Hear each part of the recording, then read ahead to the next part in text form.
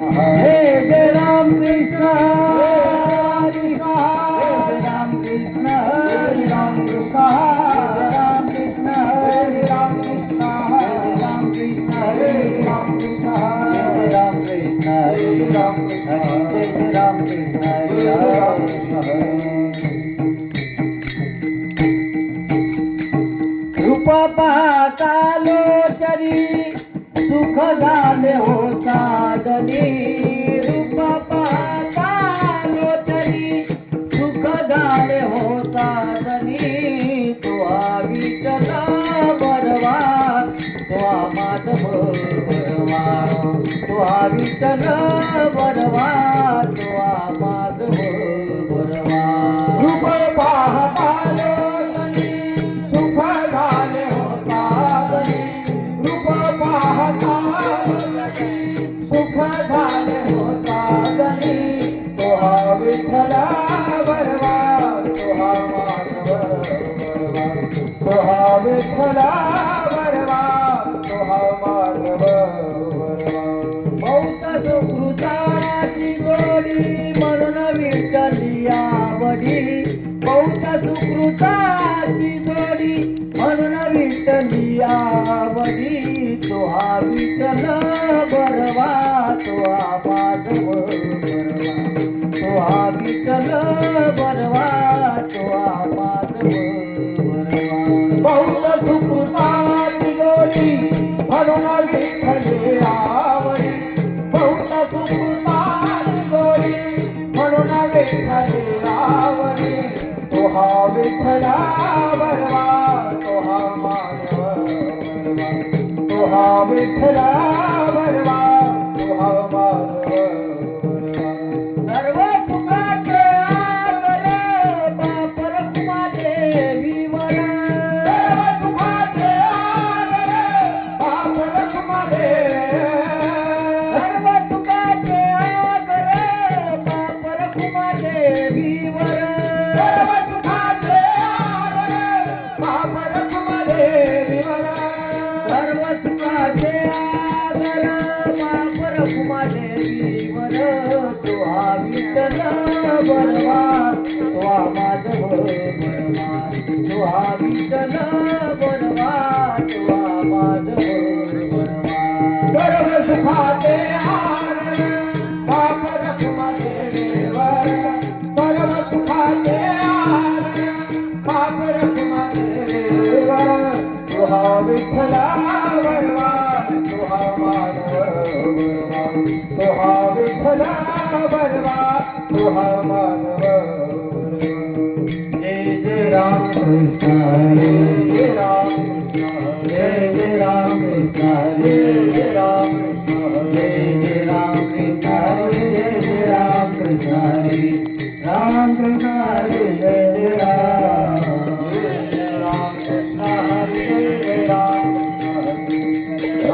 कृष्ण हरे जय राम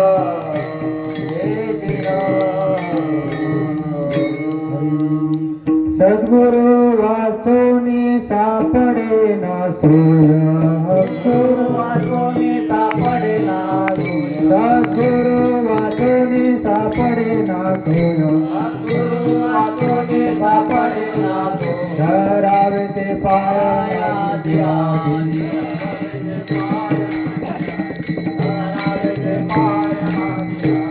आपना तारीखे करते साचा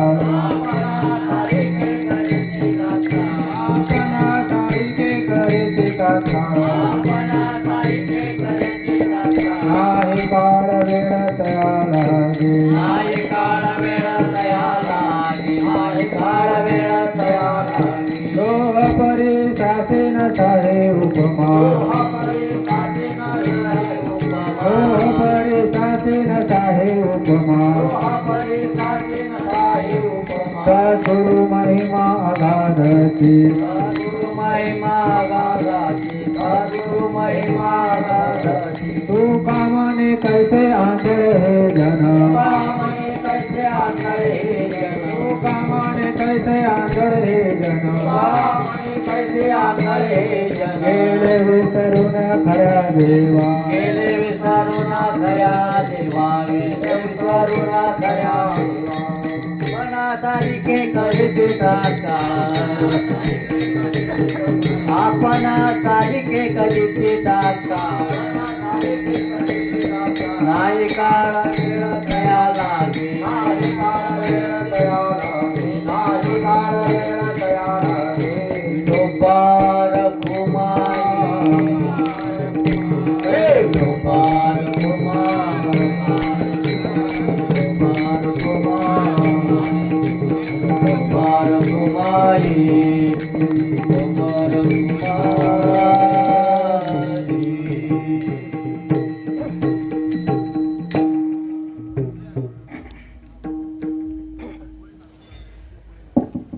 हरी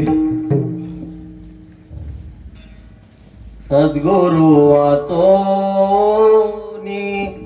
सापडे ना सोय सद्गुरु वाचोनी सापडे ना सोय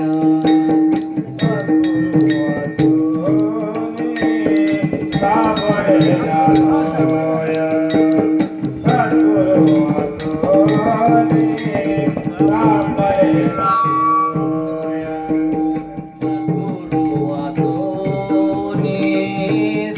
पडेना सद्गुरु वाचोनी सापडेना तोय सद्गुरु वाचोनी सापडेना तोय सद्गुरु वाचोनी सापडेना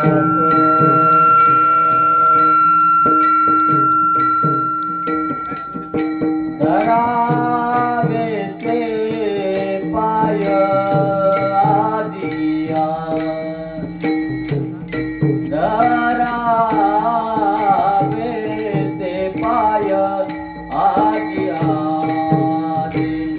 आपला सारे करे ते साकार आपला सारे करे ते साकार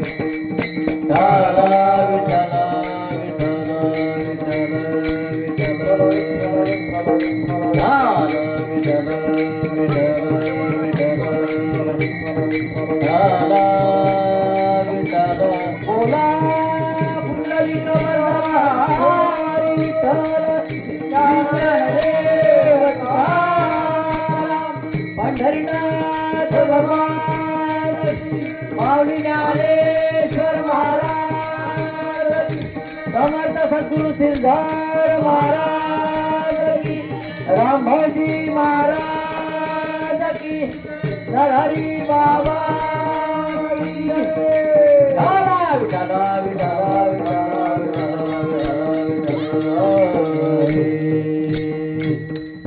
गुरुर् ब्रह्मा गुरुर्विष्णू गुरुर्देव महेश्वरा गुरु साक्षात् परब्रह्म तस्मै श्री गुरुवे नमः महायोगपीठे तटे भीमरथ्यां परं पुण्डरीकाय दातो मुनिगे समागत्य तिष्ठन्नमानन्दकन्दं परब्रह्मलिङ्गं भजे पाण्डुरङ्गं पाण्डुरङ्गा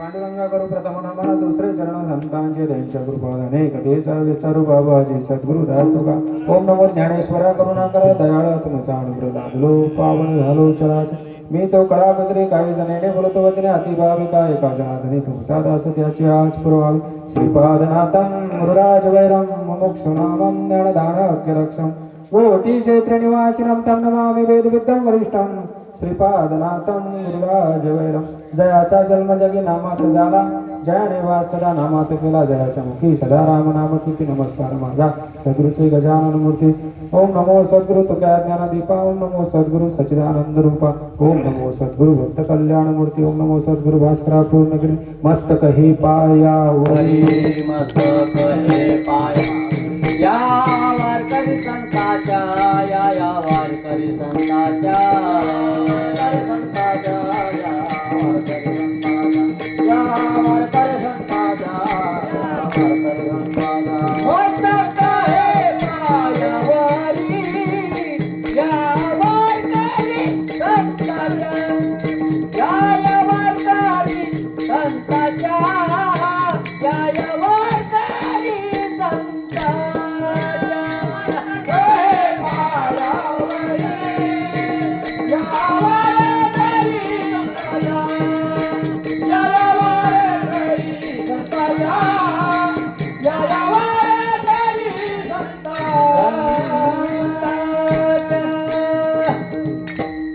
हे पायावरी या वारकरी संतांच्या पाय हा माझा साष्टांग दंडवत वचने एका कमलापती माझी रंकाची विनंती कर जोडितो कथे काळी आपण असावे जवळी ढळ विठल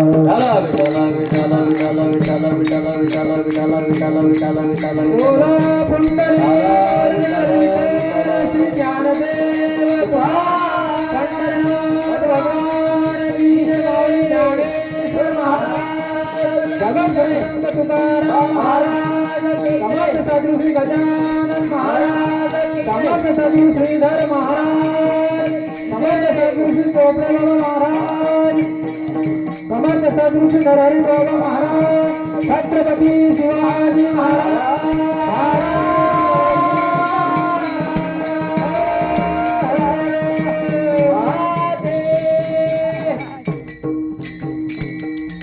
सद्गुरु वाचणे सापडे ना सोय सद्गुरु वाचने सापडे ना सोय धरावे ते पाय आधी आधी आपणा सारखे करीती तात्काळ नाही काळ वेळ तया लागे लोह परिसासी न साहे उपमा सद्गुरु महिमा अगाधची तुका म्हणे कैसे आंधळे जन गेले विसरून खऱ्या देवा विठ्ठल विठ्ठल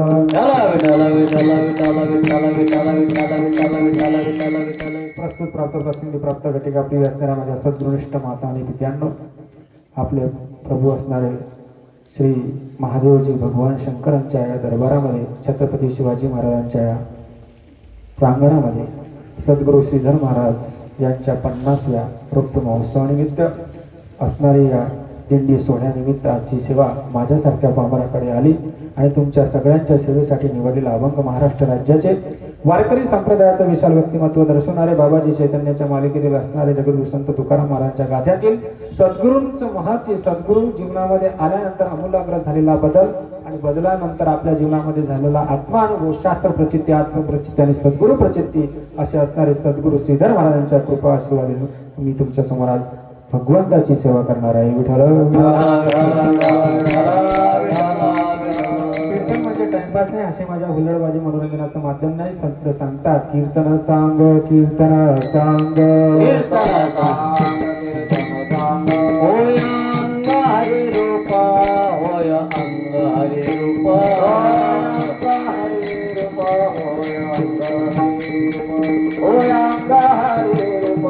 होय अंग हरि रूप कीर्तन कीर्तन गाता होय अंग हरि रूप होय अंग हरि रूप होय अंग हरि रूप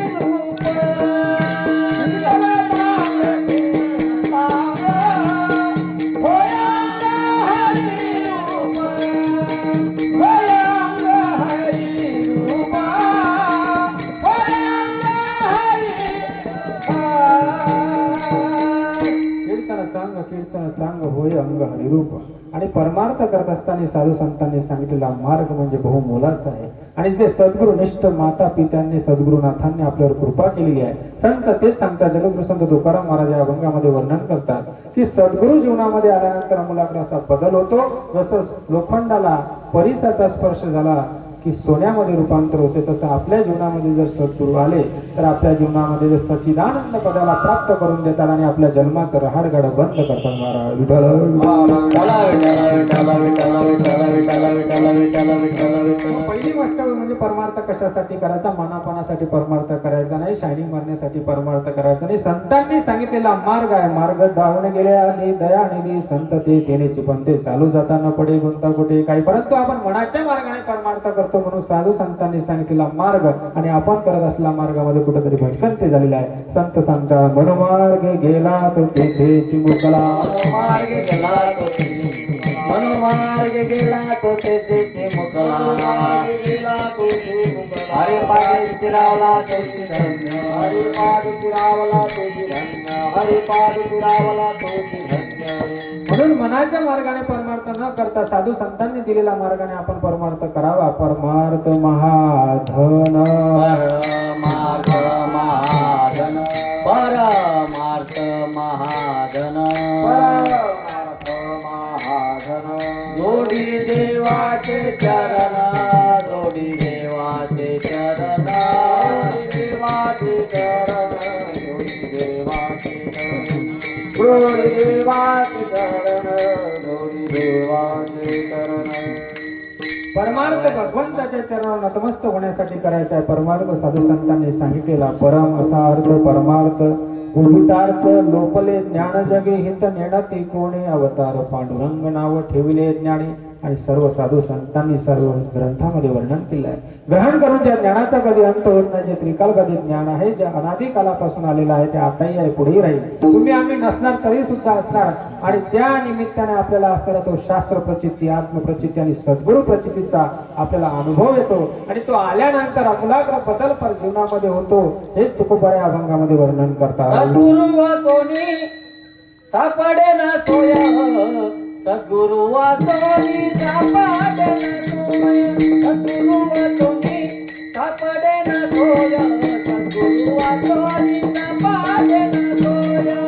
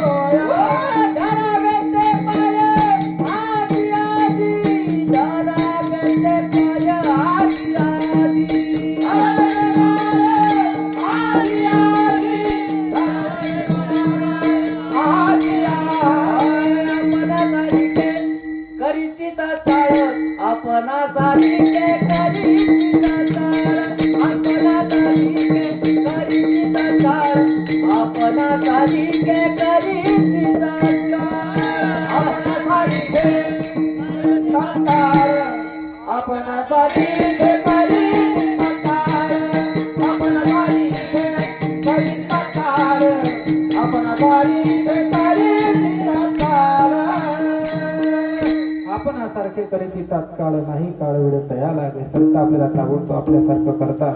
कारण संत सांगतात की जसा तुकडोजी महाराजांची जयंती आहे, ज्यांचा कधी अंत झाले नाही, त्या निमित्ताने जयंती करतात. पुण्याच्या स्मरणार्थ तो पुण्यतिथी दिवस साजरा केला जातो. परंतु सद्गुरुनाथांनी कृपा केली, आडकोजी महाराजांकडून अनुग्रह घेतला आणि अनुग्रह घेतल्यानंतर राष्ट्रसंत तुकडोजी महाराजांनी साधना केली आणि त्या साधनेच्या माध्यमातून त्यांच्या जीवनामध्ये जशा पद्धतीने सद्गुरू सांगितलं, सत चित आणि आनंद पदाला त्यांना प्राप्त करून दिलं. जे शाश्वत आहे, त्रिकालवादीचा, जे अनादिकालाचा आहे, या ब्रह्मांडामध्ये या विश्वामध्ये असणारा चराचर भगवंत भरलेला आहे. भरला गणदात हरी दिसे, तो व्यापक दृष्टीनं पाहायचा आहे. आणि संत गजानन महाराजांच्या आरतीमध्ये सुद्धा सांगतात, गण गण गणात भूते जय जय सतचित स्वरूपा स्वामी गणराया. अव्यय आहे, निर्गुण आहे, निराकार आहे, अव्यक्त निराकार नाही जे आकार, जेथून चराचर हरेसी बजे असे असणारे संत.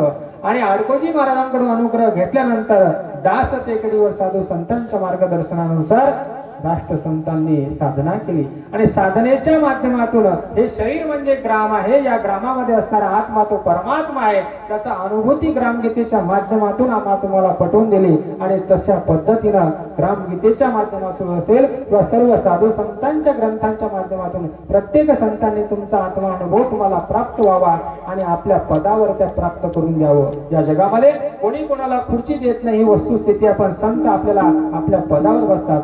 राम म्हणता रामच होईजे, पदी बळी पदवी घेईजे. हे प्राप्त होते, पण केव्हा? साधनांचे सार मंत्रबीज हरी आत्मतत्व जरी तोची एक. आणि ते आत्मतत्व प्राप्त होण्यासाठी काय करावं लागेल तर ठाईच बैसोनी करा एक चित्त, आवडी अनंत आळवावा. आणि साधना करत असताना शरीराला कंप येतो, थरकाप येतो, हृदय भरून येते, डोळ्यातून अश्रूंचा पूर वाहतो, भाव बळे आकडे यरवी नाकडे करदळे आवळे तैसा. अशी अवस्था आपल्याला प्राप्त होते. ते संत अभंगाच्या दुसऱ्या चरणामध्ये आपण सारी के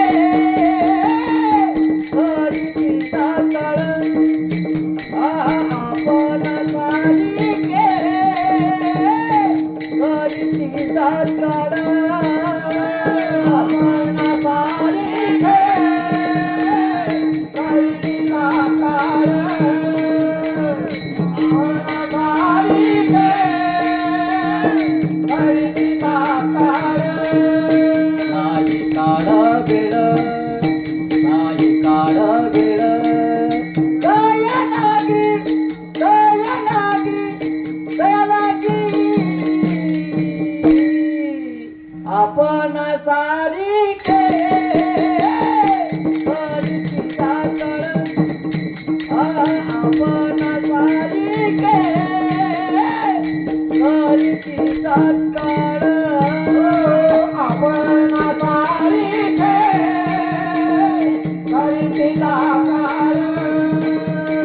आपण सारी के हरी साकळ.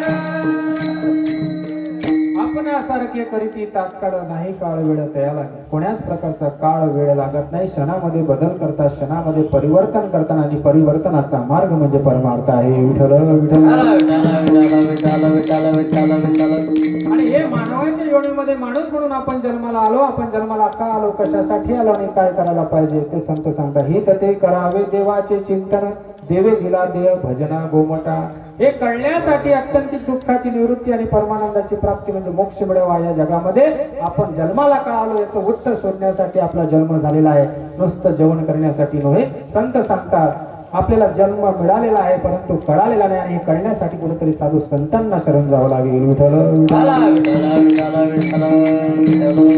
संत म्हणजे नेमकं कोण? संत म्हणजे नुसतं मनुष्य नव्हे तर मनुष्यासारखे जरी दिसत असले तरी अंतरात्म्याने पहावे आणि जाणावे त्यांचे लक्षण काय. ब्रह्मनिष्ठ श्रद्धाळू नव्हे तर त्याची तपी जपी आणि ध्यान साधना करणारे नव्हे निस्वार्थ निरपेक्ष भावनेने उदात्त अंत करणारे परमार्थ करणारे संत असतात. आणि संत हे तत्व आहे जे अनादिकालचं आहे. जे साधू संतांकडे नाम होतं आणि त्या नामाची महती साधू संतांनी या भंगाच्या माध्यमातून सांगितली.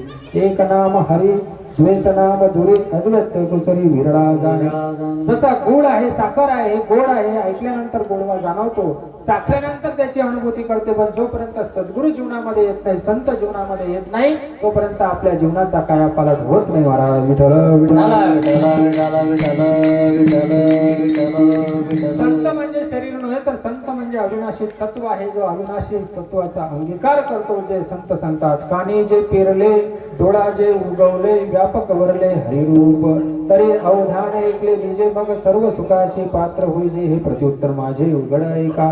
देवांच्या देवाने जो महादेव भगवान शंकर कैलासामध्ये बसलेले होते आणि साधना करत होते. ओम नमः शिवाय ओम नमः शिवाय साधना करत असताना पार्वती माता आल्या आणि पार्वती मातेने प्रश्न विचारला तुम्ही देवांचे देव आले जो महादेव भगवान शंकरा कैलासपती आहात तुम्ही कोणाचं चिंतन करता त्याचा मला पुरावा आहे. भगवान शंकरांनी साधना बाजूला केली आणि शांत चित्ताने डोळे उघडले.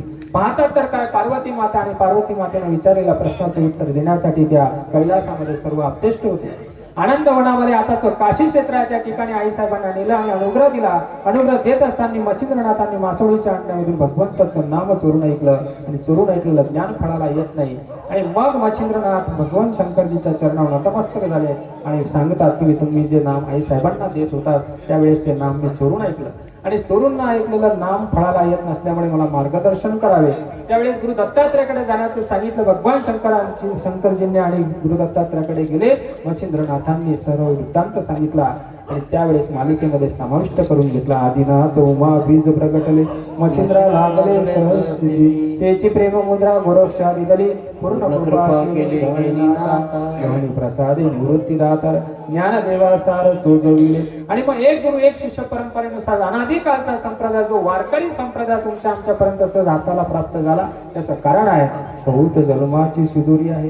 कारण संत सांगतात बहुत सुकृताची जोडी म्हणून विठ्ठली आवडी जन्मोजन्मी आम्ही बहुपुण्य केले तेव्हा या विठ्ठली कृपा. आणि आपण या कलियुगामध्ये जन्माला आलो याचं कारण आहे साधू संतांच्या नंतर आपला जन्म झाला. Vitthal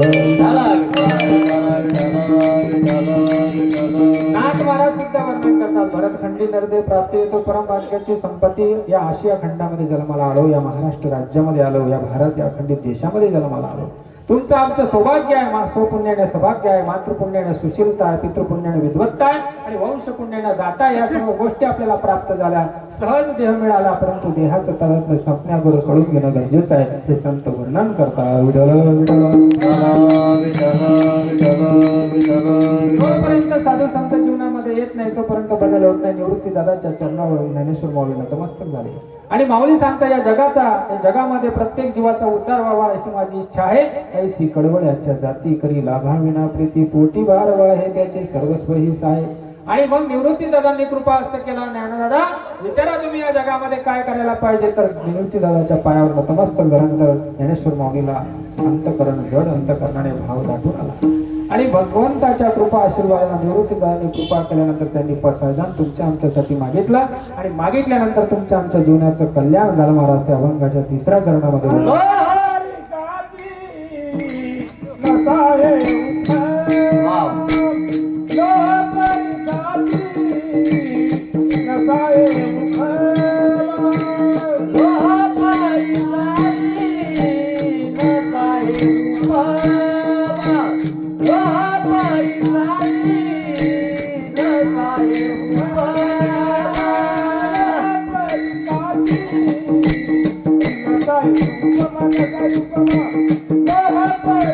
Thank you.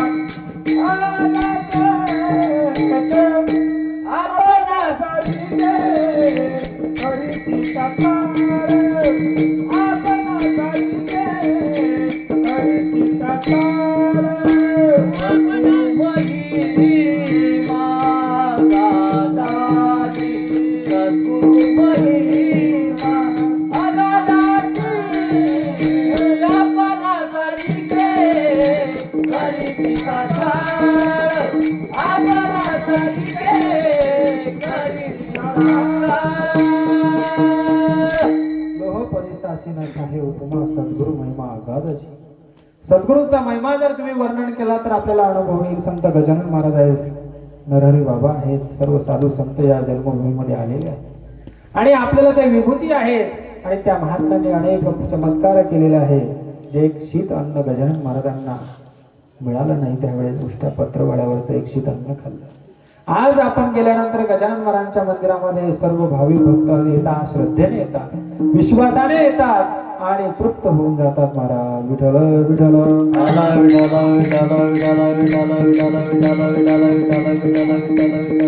परंतु त्यांची शिस्त, त्यांचे विचार, त्यांच्या आचाराची प्राबल्यता आपल्या जीवनामध्ये घेणं गरजेचं आहे. संतांची शिकवण आहे आणि तो जोपासना काळाची गरज आहे. माय गेल्याचं दुःख नाही पण काळ सोकावत आहे. महाराज विठ्ठल विठ्ठल या साधू संतांनी हाडाचे काळ आणि रक्ताचं पाणी तुमच्या आमच्यासाठी केलं. त्यामुळे हा धर्मध्वज आहे. धर्माचे पालन करणे पाखंड खंडन हेचे आम्हा करणे काम बीज वाढ भाविना. आणि हे नाम चिंतन करण्यासाठी आम्हाला जन्म मिळालेला आहे आणि संत सांगतात आपण ते करायला पाहिजे. तसं 21,600 वेळा आपला श्वास जातो आणि येतो. एका दिवसामध्ये 21,600 वेळा श्वास जातो आणि येतो. या श्वासाची किंमत इतर प्राणी मात्रांना नाही. माणूस म्हणून मानवाच्या जोडीमध्ये आपण जन्माला आलेला आहोत. याचं उदाहरण म्हणजे आताच असणार उष्मता, उष्माघात. वृक्षारोपण नाही आहे, वृक्ष लागवड केली जात नाही, वृक्ष तोडल्या जातात. स्त्री भ्रूण हत्या केली जाते, अनेक चुकीचे पॉइंट पाळले जातात आणि या भौतिक पसाऱ्यामध्ये आपण पैशाच्या हव्यासापोटी काही विकत घेऊ शकतो. पण अशी परिस्थिती येणार आहे भविष्यामध्ये ऑक्सिजन विकत घ्यावा लागेल. कोरोना येऊन गेला, सांगून गेला तरी बदल घडला नाही.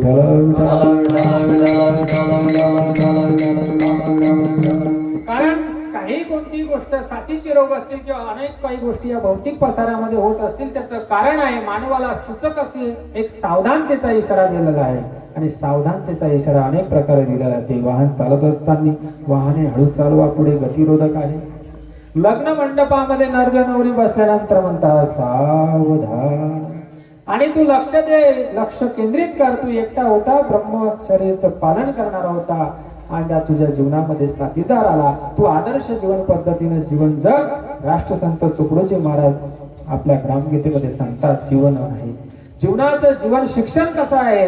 त्याचबरोबर शिक्षणाची माहिती सांगितलेलं आहे की शिक्षण जरी आपण घेतलेलं आहे पण त्या शिक्षणामध्ये जर एखादा मुलगा ग्रॅज्युएट झालेला आहे परंतु त्याला पंगत वाढता येत नाही तर ते काही अर्थ नाही.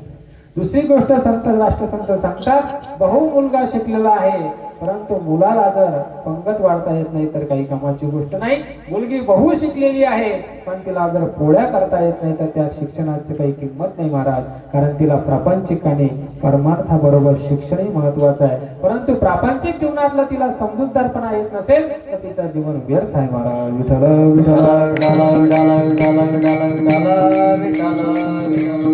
ज्या सद्गुरुनाथांनी अडकोजी महाराजांनी सद्गुरुनाथांनी कृपा केली आणि राष्ट्रसंत ही पदवी डॉक्टर राजेंद्र प्रसाद यांनी आपल्याला त्यांना प्राप्त करून दिली. आणि ज्या भारत देशाची चळवळ होती, ज्या भारत देशासाठी त्यांनी स्वतःचे ग्रामगीतेमध्ये दोहे आहेत, अभंग आहेत, श्लोक आहेत. त्यांचं एकमेव उद्दिष्ट होते की प्रत्येक गाव आहे, प्रत्येक गाव म्हणजे आपलं शरीर आहे आणि या शरीरामध्ये असणारे पंच ज्ञानेंद्रिय, पंच कर्मेंद्रिय, मन आणि बुद्धी यांच्या संयुक्त विद्यमाने शरीर चालते आणि बोलते.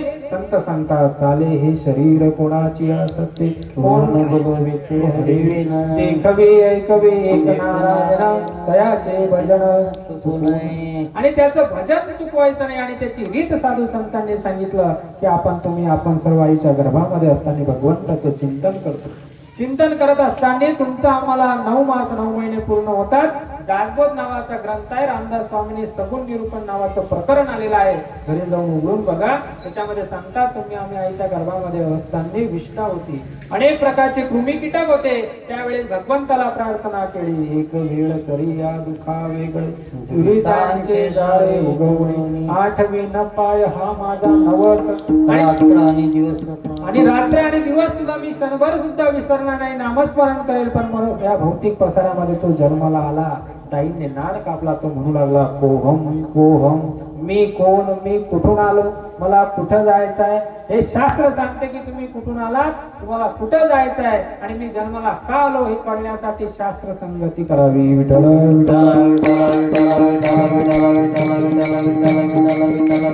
आणि शास्त्र संगती केल्यानंतर सद्गुरू आपल्याला प्रत्ययाला आणून देतात आणि आपला आत्मानुभव होतो ज्यावेळेस दाईने नाड कापला जातो तो म्हणतो कोहम कोहम मी कोण आणि या भौतिक पसाऱ्यामध्ये मी आणि माझेपणाचे जे वावरव निर्माण होते आणि या भौतिक पसाऱ्यामध्ये गुरपटतो संत सांगतात मी म्हणजे कोण याचा विचार विवेकावृत्तीने जर शोधला तर मी शरीर नव्हे तर मी आत्मा आहे मी चैतन्य घरानं अविनाशी आहे चैतन्य स्वरूपानं बिंबलेला आहे जसा सूर्य एकच आहे अधिष्ठान स्वरूपानं जसं अनेक प्रकारच्या भांड्यामध्ये त्याचे प्रतिबिंब पडतात तसं तुमच्या आमच्या हृदयामध्ये असणारा आत्मा तो परमात्मा आहे आणि तो परमात्मा आपला पालन पोषण करणारा आहे आणि ते आपल्याला जाणीव करून देतात परंतु आपण विचार करत नाही महाराज विठ्ठल आपल्याला अनेक प्रकारे सावधान करतात जसं काकड्याच्या अभंगामध्ये म्हणतात उठा जागे भारे आता स्मरण करा पंढरीनाथा भावे चरणी ठेवा माथा चुकवी व्यथा जन्माच्या आपल्या जन्माचं राहणगाडं जर बंद करायचं असेल तर प्रत्येक जीवाला करतो की 7-12 7 गुणीला 12 म्हणजे 84 लक्ष योनी फेरा 7-12 जर नसला तर पोरगी देत नाही महाराजाचा अशी परिस्थिती निर्माण झाली मग 7 गुणीला 12 म्हणजे 84 लक्ष योनी फेरा किती वेळा जन्मायावे किती व्हावे फजित म्हणून जीव व्याला शरण गेला विठोबा आणि मग पांडुरंग परमात्म्याला शरण गेला तो जीव आणि जीव म्हणू लागला या जगामध्ये मी वावरत आहे मी आणि माझं विस्तारलेपणाचे नावे हे जगची नोहे आगवे दूध मुराले स्वभावे ती दहीची दही जे ओरिजिनल सत्य आहे जे शाश्वत आहे जे त्रिकालवाणी आहे ते भगवंताचं नाम आहे ते सोडून आपण दुसऱ्या वाम मार्गाने करत आहोत ते चुकीचं आहे म्हणून तू संतांनी सावध केलं त्याच्या पुढे जाऊन संत सांगतात अरे नरा तू आत बघ नरा तू काय करतो करा तुझा नराचा नारायण होण्याची शक्ती तुझ्या जवळ आहे परंतु ते तुला माहित नाही ते कळून घेण्यासाठी जन्म मिळालेला आहे विठ्ठल विठ्ठल आणि हे सुंदर असा नरदेव मिळालेला आहे या शरीरामध्ये 9 दरवाजे आहेत 10 द्वार आहे ते भगवंताचं ब्रह्मरंध्र आहे आणि तिथून जीव गेल्यानंतर मोक्षाला जातो नाहीतर मग संत सांगतात ज्या वासनेच्या स्वरूपाने शेवटच्या क्षणी वासना शिल्लक राहते जसे जडभरीत राजाला वासना शिल्लक राहिली आणि तो हरणीच्या गर्भामध्ये गेला तसं प्रत्येक जीवाची जर काहीतरी वासना असेल तर परत त्याला जन्माला यावं लागतं परत जन्माला येऊन परत तो देह धारण करावा लागतो आणि परत ज्या वेळेस शेवटचा श्वास जाईल जी वासना असेल परत जन्माला यावं लागतो मग किती वेळा जन्म आला आपण 83,99,999 योनी फिरून आलो मनुष्य देह मिळालेला आहे परंतु कळण्यासाठी हे संतांनी ग्रंथ निर्माण केले विठ्ठल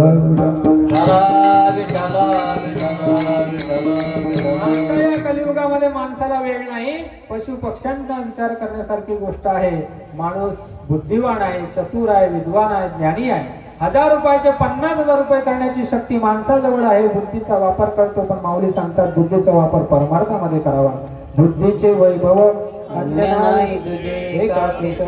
सकळ सिद्धी आणि ही बुद्धी जर कायापालट करत असेल तर जीवनामध्ये करते ते परमार्थासाठी चालवावे पण माणूस जिथं चालू नये तिथं चालवायला निघाला आणि अधोगतीला निघाला महाराज विठ्ठल आणि मग आपल्या जीवनामध्ये आपण विचार करायला पाहिजे या शरीरामध्ये असणारं चैतन्य जे आहे ते अविनाशी आहे परंतु हे सगळं चालवणारी शक्ती कर्तुम अन्यथा कर्तुम जे शक्ती आहे ते तुमच्या हृदयामध्ये वास करते पण आपण विचार करत नाही दररोज झोपल्यानंतर विचार करायला पाहिजे की आमचं शरीर जाणार आहे नाशिवंत आहे कोणाचे 30 वर्ष झालं कोणाचं 40 झालं कोणाचं 50 झालं कोणाचं 70 झालं परंतु तरी सुद्धा आपल्या सोबत कोणी येणार नाही ज्या वेळेस शेवटचा श्वास जाण्याची वेळ येते 1 इंचू चावल्याचं जेवढं दुःख आहे इंचू चावला का कोणाला 1 इंचू चावल्याचं जेवढं दुःख आहे तेवढ्या यातना अनेक यातना आपल्याला सहन कराव्या लागतात आणि त्यावेळेस ज्यावेळेस जीव निघून जातो महाराज त्यावेळेस म्हणतात चला लवकर उचला ठेवू नका कारण आपल्याला आपले सगळे सोयरे जे आपले अपेष्ट असतात ते सुद्धा स्मशानापर्यंत येतात आणि स्मशानापासून बाजूला जातात. पत्नी सुद्धा सोबत येत नाही, आई सुद्धा येत नाही, बहीण येत नाही. आणि ज्या वेळेस ते शरीर जळत असते, चिता जळत असते, त्यावेळेस फक्त शोक संदेश निर्माण होतो. आणि शोक संदेश निर्माण होतो म्हणजे दुःख होते, यातना होतात, आठवणी स्मरण उजाळा होतो. त्याचं कारण आहे त्या शरीरासाठी असणारे आपलं प्रेम आहे, ममत्व आहे. परंतु या ममत्वामुळे आपण तल्लीन होऊन जातो आणि स्वतःच दुःख पाहता पाहता अतोनात दुःख होतं. जसं आई गेल्याचं दुःख एखाद्या वेळेस पहा, वडील गेल्याचं दुःख पहा. परंतु संत सांगतात, ज्या देहाविषयी तू ममत्व ठेवत आहे, तुझे इथं कोणीच नाही, नाही कुणाचे कुणी, तुझे नोहे रे कोणी. म्हणती जाशील प्राण्या तू माझी माझी म्हणून. सारा मायेचा बाजार, या मायेच्या बाजारामध्ये तुम्ही जे काही आपलं म्हणतात ते आपलं नाही. हे शरीर सुद्धा आपलं नाही आणि आपले जे गणगोत आहे ते सुद्धा आपले नाही. पण संत सांगतात मग सोडायचं का? तर सोडायचं नाही, पण उद्या जीवन जगत असताना वावरताना आपण सगळ्या गोष्टी समजून घेतल्या पाहिजे. काही कालखंडापुरते आपण आलेलो आहोत. यमाचा पाहुणा प्राणी होय, आपण काहीतरी कालखंडापुरते आलेला आहोत. संत सांगतात क्षणोक्षणा हाची करावा विचार, करावया पार भवती.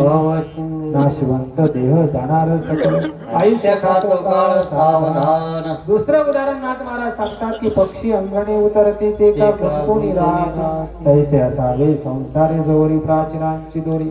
आणि वस्तीकर येतो काही कालखंडापुरता राहतो, तसं तुम्ही आम्ही काही कालखंडापुरते आलेलो आहोत. परंतु आम्ही गेल्यानंतर आमच्या सातबारावर आमचे जे काही असणारे अपत्य आहेत वारस हक्काने जाणार आहेत. परत त्यांच्या जीवनामध्ये 83,99,999 योनी फिरून येणार.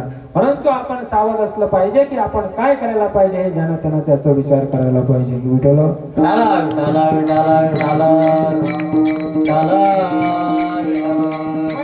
असं मिळालेलं नरदे आहे. संत सांगतात दुसरं उदाहरण की राजहंस पक्षी असतो आणि बगळा सुद्धा दिसायला पांढराच असतो आणि राजहंस सुद्धा पांढराच असतो. परंतु मात्र वर्म मात्र वेगवेगळे असतात. जर दूध आणि पाणी मिश्रित जर करून दिलं राजहंस आणि बगड्या पुढे, तर राजहंस फक्त दूधच सेवन करतो आणि बगळा दूध आणि पाणी मिश्रित करतो. संत सांगतात त्याच्या चोचीमध्ये ग्रंथी असते, ती फक्त दूधच सेवन करते. आणि राजहंसाची वृत्ती सारखी आपली वृत्ती असावी. परमार्थ करत असताना संत सांगतात की राजहंसाच्या वृत्तीप्रमाणे जर परमार्थ केला तर आपल्या जीवनामध्ये काहीतरी बदल होईल आणि आपल्या हाताला काहीतरी लागेल, अन्यथा आपण चुकीच्या वाम मार्गाने जाऊ. विठ्ठल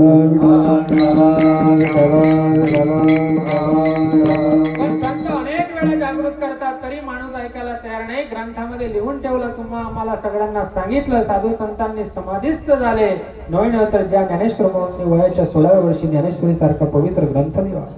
एक मड जात असताना त्या सच्चिदानंद बाबाला एक सद्गुरुनाथांची कृपा झाली आणि कृपा झाल्यानंतर बघा पहिले सती प्रथा होती. त्या पुरुषाबरोबर पत्नीला सुद्धा त्या देहा अवसान करावं लागायचं आणि त्या अग्नीमध्ये जायची व्यवस्था करायची मंडळी. त्यावेळेस जात असताना त्या निवृत्ती दादा सोपान मुक्ताबाई आणि ज्ञानेश्वर माऊलींनी दर्शनाचा योग आला. माऊलींनी सांगितलं या मड्याला खाली ठेवा आणि त्या ताईला विचारले या शरीराला नाव काय आहे, तर त्याने सांगितलं सच्चिदानंद म्हणतात. आणि सत्य आहे, शाश्वत आहे, ते काल बाधित आहे. जे अनादी कालचं आहे ते शरीरामध्ये असणारं चैतन्य आहे ते कुठंतरी हरवलेलं होतं आणि ते परत आणण्यासाठी निवृत्ती दादाच्या चरणावर नतमस्तक झाले. आणि निवृत्ती दादांनी मग ज्ञानेश्वर माऊलींना कृपा केली आणि दादांनी मागून घेतलं की सांगितलं ज्ञानदादा तुम्हाला काही हरकत नाही आणि तुम्ही कृपाहस्त करा. त्यावेळेस जे मेलेला मडकं जसं असते तसं मेलेलं मड उभं राहणं महाराज ज्ञानेश्वर माऊलींनी कृपाहस्त केल्यानंतर याचं कारण आहे की संतांची कृपा झाली. आणि मग त्या पत्नीला सुद्धा विचारलं की मेलेलं शरीर तुला सुद्धा जावं लागत होतं, आता तुम्ही दोघंही सुद्धा संतांची सेवा करणार आहात, एवढं भाग्य आहे. म्हणजे मला एकच सांगायचं आहे की संतांचा सहवास जर जीवनामध्ये घडला तर आपल्या जीवनाचं कल्याण होते. विठ्ठल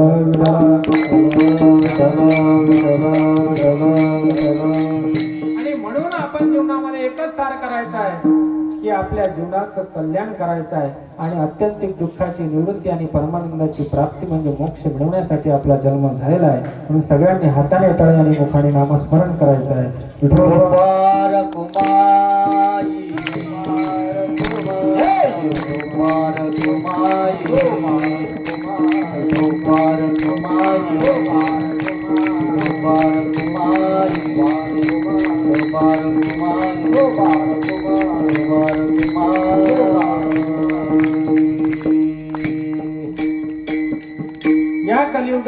माणूस फार बुद्धिवान झाला. मोबाईल, व्हॉट्सअप, फेसबुक, इंस्टाग्राम, टेलिग्रामच्या माध्यमातून जवळ आला.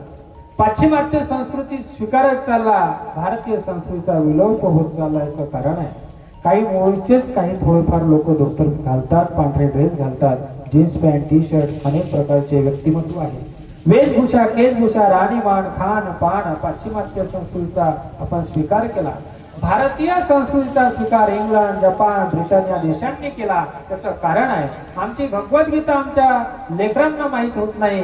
आमचे साधू संतांचे ग्रंथ आमच्या लेकरांना सांगू शकत नाही आणि आम्ही सुद्धा मंदिरामध्ये जात नाही, मुळे लेकरही जात नाही. नव्हे तर विचार करण्यासारखी गोष्ट आहे. इंग्लंडमध्ये भगवद्गीतेचे अध्यापन प्रक्रिया केली जाते. ऑनलाईन क्लास घेतल्या जातात. नव्हे तर त्याचबरोबर ज्ञानेश्वरी सांगितल्या जाते. त्याचं कारण आहे की आपल्या या जीवनामध्ये कुठेतरी साधू संतांचे विचार असावे, साधू संतांचे आचरण असावं, साधू संतांच्या आचरणाबरोबर परिवर्तन असावं आणि परिवर्तनासाठी आपल्याला परमार्थ करायचा आहे. तुकाराम महाराज आपल्या जीवनामध्ये सांगतात की डोळे असूनही आपण अंतःकरणाचं सुन बघत नाही. आपण उघड्या डोळ्यांनी पाहतो पण आतले डोळे आपले झोपलेले आहेत. हे जागा कुठेतरी व्हायला पाहिजे. अंतःकरणापासून कुठेतरी विचार करायला पाहिजे. कारण माऊली सांगतात जपमाळ अंतरी धरोणे श्रीहरी जपे सदा.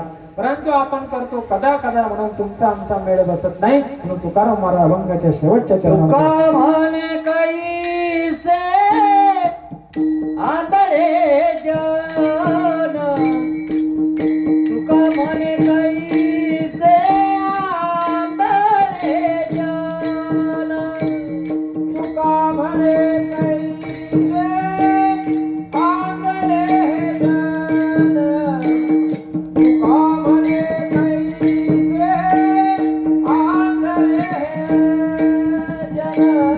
तुका म्हणे कैसे आंधळे जन, तुका म्हणे कैसे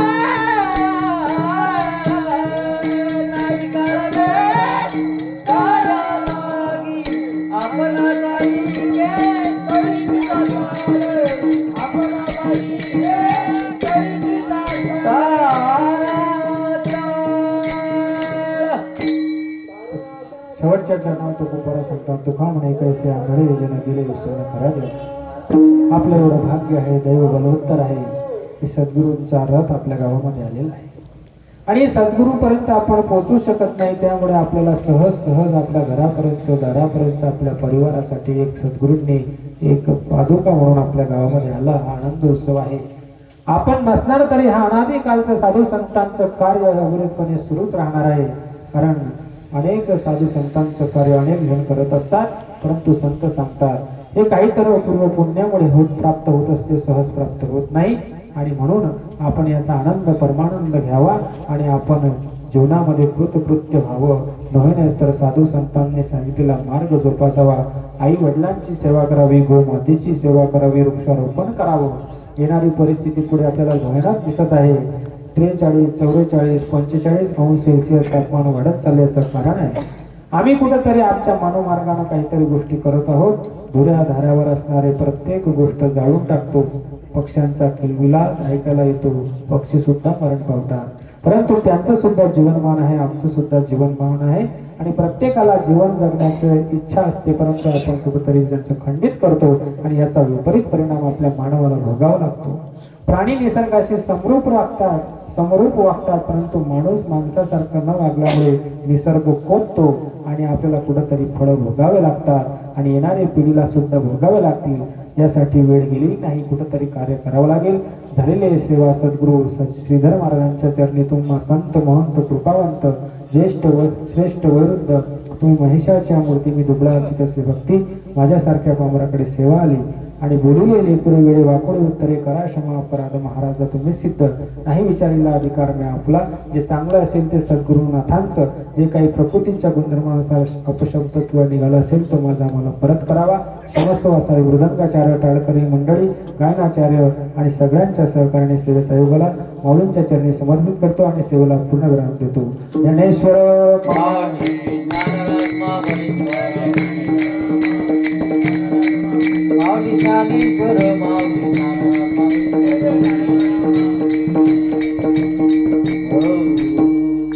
ओम नमो सद्गुरु स्वामी श्रीधर बाबा.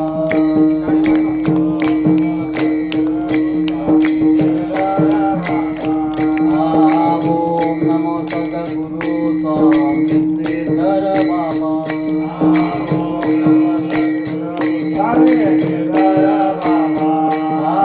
ओम नमो भगवते स्वामी श्रीधर बाबा.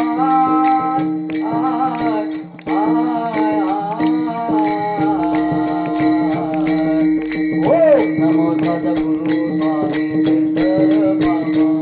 ओम नमो सद्गुरु स्वामी श्रीधर बाबा. ओम नमो भगवते स्वामी श्रीधर बाबा.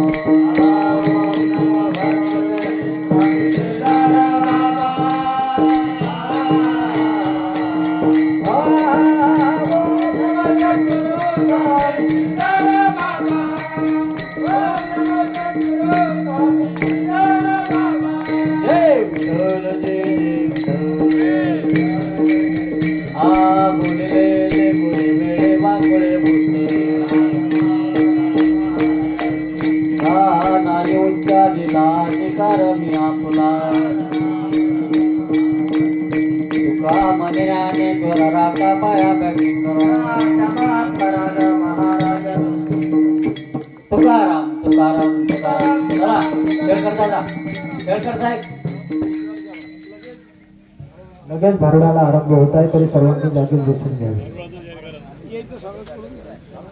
कोणी उभं नका. चला लगेच भागवताला भारुडाला आरंभ होत आहे आणि सर्व श्रोते मंडळी जरूर हरिभक्त परायण रघुनाथ महाराज शिल्लोडकर यांच्या भारुडाचा काय